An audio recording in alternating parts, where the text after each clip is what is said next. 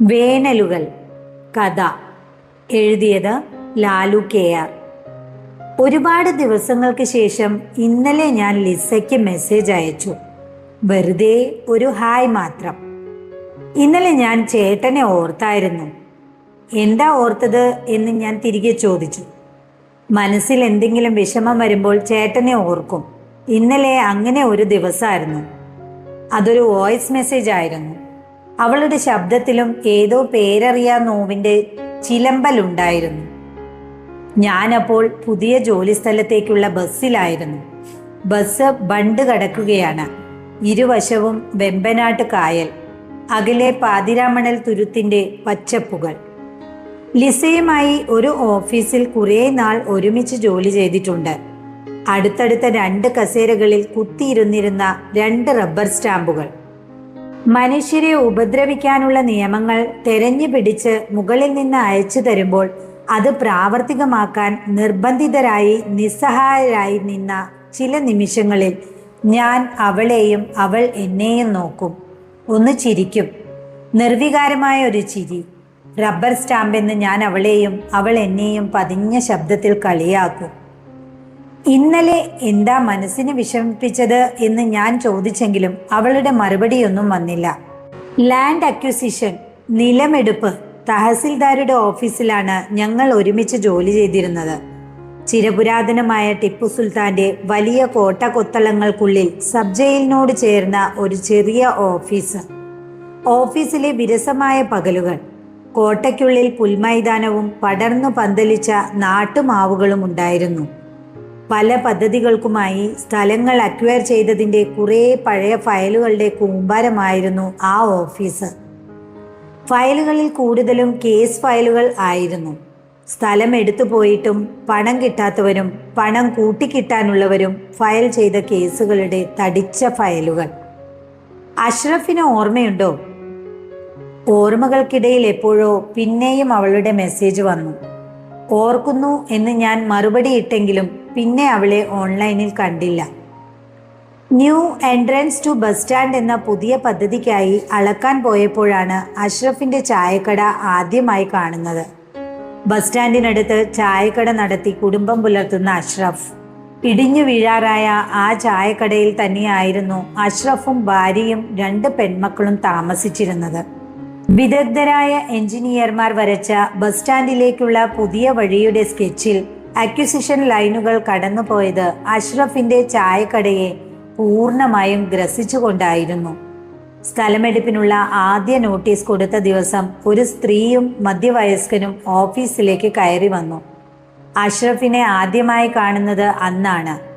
ചായക്കടയും സ്ഥലവും ലോണിലാണെന്നും അക്വിസിഷൻ നടന്നാൽ പണം മുഴുവൻ ലോൺ അക്കൗണ്ടിലേക്ക് പോകുമെന്നും ഞങ്ങൾ തെരുവിലേക്ക് ഇറങ്ങേണ്ടി വരുമെന്നും പറയുമ്പോൾ അഷ്റഫിന്റെ കണ്ണ് നിറയുന്നുണ്ടായിരുന്നു.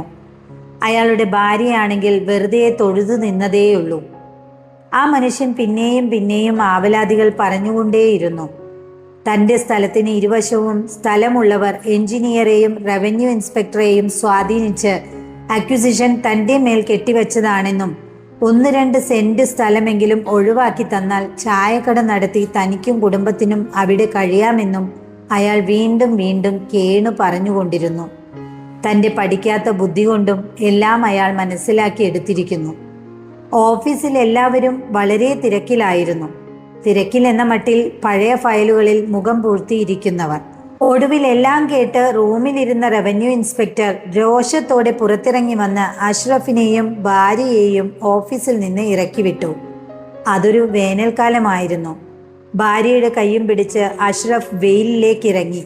പുൽമൈതാനത്തിലൂടെ നടന്നു പോകുന്നത് ഞാൻ വരാന്തയിൽ നോക്കി നിന്നു. എനിക്ക് തൊട്ടു പിന്നിൽ ലിസയും ഉണ്ടായിരുന്നു. പാവണ്ട്, നമുക്ക് എന്തെങ്കിലും ചെയ്യാൻ കഴിയില്ലേ? അക്വിസിഷൻ നടപടികളിൽ വലിയ പരിചയമൊന്നുമില്ലാത്ത ലിസയുടെ നിഷ്കളങ്കമായ ചോദ്യമായിരുന്നു അത്. എല്ലാ വികസനത്തിലും കുറേ രക്തസാക്ഷികൾ ഉണ്ടാകും ലിസ. പക്ഷേ ആ രക്തസാക്ഷികളെല്ലാം ദുർബലരായിരിക്കും. സിസ്റ്റം ദുർബലർക്ക് മാത്രമായി അനുവദിച്ചു കൊടുത്ത ഒരു പ്രിവിലേജ് ആണത്. പറയണമെന്ന് തോന്നിയിട്ടും ഞാനൊന്നും ലിസയോട് പറഞ്ഞില്ല.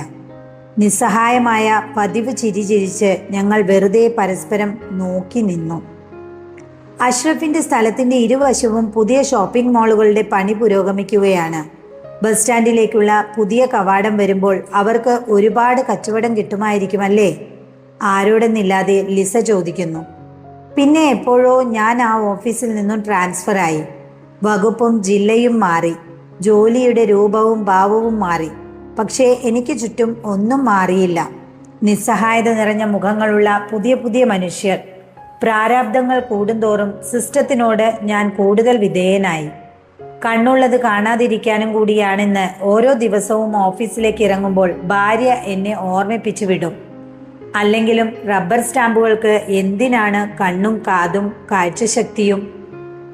പുതിയ ഓഫീസിൽ തിരക്കായിരുന്നു. SC/ST വിഭാഗങ്ങൾക്ക് വായ്പകൾ കൊടുക്കുന്ന ജില്ലാ ഓഫീസായിരുന്നു അത്. രാവിലെ മുതൽ തുടങ്ങുന്ന ലോൺ എടുക്കാൻ വരുന്നവരുടെ നീളൻ ക്യൂ. പിന്നെ ദിവസങ്ങളോളം ലിസയുടെ മെസ്സേജ് ഒന്നും കണ്ടില്ല. പല ദിവസങ്ങളിലും ലിസയെ വിളിച്ചു നോക്കി, പക്ഷേ അവൾ സ്വിച്ച്ഡ് ഓഫ് ആയിരുന്നു. ഒടുവിൽ ഞാൻ ഓഫീസിലെ ചെയിൻമാൻ പ്രദീപിനെ വിളിച്ചു. ആരെയോ ഭയക്കുന്നത് പോലെ വളരെ പതിയെയാണ് അയാൾ സംസാരിച്ചത്. ഓഫീസിലാകെ പ്രശ്നങ്ങളായിരുന്നു ചേട്ടാ. ആ അഷ്റഫ് സ്ഥലമൊഴിയാൻ കൂട്ടാക്കുന്നുണ്ടായിരുന്നില്ല. ഒടുവിൽ അവസാനത്തെ നോട്ടീസ് കൊടുക്കാൻ ലിസേച്ചിയെയാണ് വിട്ടത്. ചേച്ചി പോകില്ലായിരുന്നു. മെമ്മോ കൊടുക്കും, സസ്പെൻഡ് ചെയ്യും എന്നൊക്കെ പറഞ്ഞ് റവന്യൂ ഇൻസ്പെക്ടർ ബലരാമൻ സാറ് നിർബന്ധിച്ചിട്ടാണ് അവര് പോയത്. അന്ന് രാത്രി ഭാര്യയെയും മക്കളെയും കൊന്നിട്ട് അഷ്റഫ് ട്രെയിനിന് മുന്നിൽ ചാടി മരിച്ചു. ലിസേച്ചി പിന്നെ ഓഫീസിൽ വന്നിട്ടില്ല. ഏതോ സൈക്യാട്രിക് ഹോസ്പിറ്റലിലാണെന്ന്. ഞാൻ ഫോൺ ടേബിളിൽ വെച്ചു ഇന്റർകോമിൽ മാനേജർ വിളിക്കുന്നുണ്ടായിരുന്നു. ഒന്നിലും ശ്രദ്ധ കേന്ദ്രീകരിക്കാൻ കഴിയുന്നുണ്ടായിരുന്നില്ല. ഹാഫ് ഡോർ തള്ളി തുറന്ന് മാനേജറുടെ മുറിയിലെത്തി. സ്വതവേ ദേഷ്യക്കാരനായ മാനേജർ സൗമ്യഭാവത്തിൽ ഇരിക്കാൻ പറഞ്ഞു. റിക്കവറിയുടെ സെഷൻ നിങ്ങളെ ഏൽപ്പിക്കുകയാണ്. ഹെഡ് ഓഫീസിൽ നിന്ന് നല്ല പ്രഷറുണ്ട്. ജപ്തി നടപടികളെല്ലാം ഈ മാസം തന്നെ പൂർത്തിയാക്കണം. ക്യാബിനിൽ നിന്ന് പുറത്തിറങ്ങുമ്പോൾ ലോണിനുള്ള അപേക്ഷയ്ക്കായി വന്നവരുടെ ക്യൂ ഓഫീസ് വരാന്തയും കഴിഞ്ഞ് വെയിലിലേക്ക് നീളുകയായിരുന്നു.